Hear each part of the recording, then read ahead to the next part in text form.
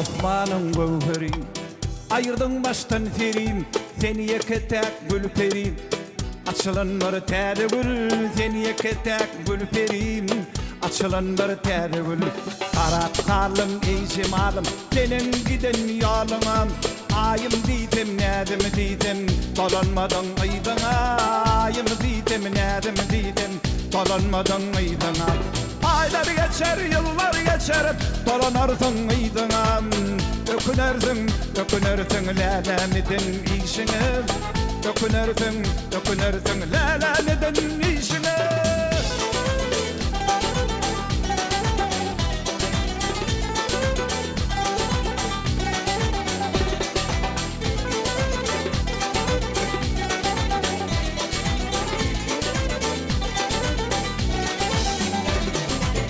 Aratırsın örmeli, gül cemalın görmeliyim. Bakı duran sürmeliyim, açılanları tedi gül. Bakı duran sürmeliyim, açılanları tedi gül. Karat kalım ey cemalım, senin giden yoluna. Ayım didim nedim didim, dolanmadan mıydına. Ayım didim nedim didim, dolanmadan mıydına.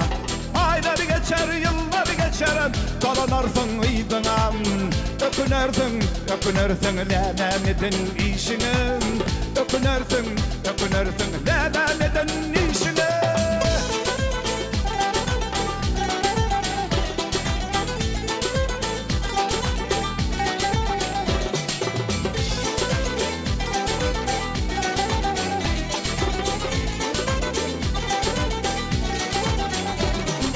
Ben sevdim baştan senin, ne beyde yaktın benim.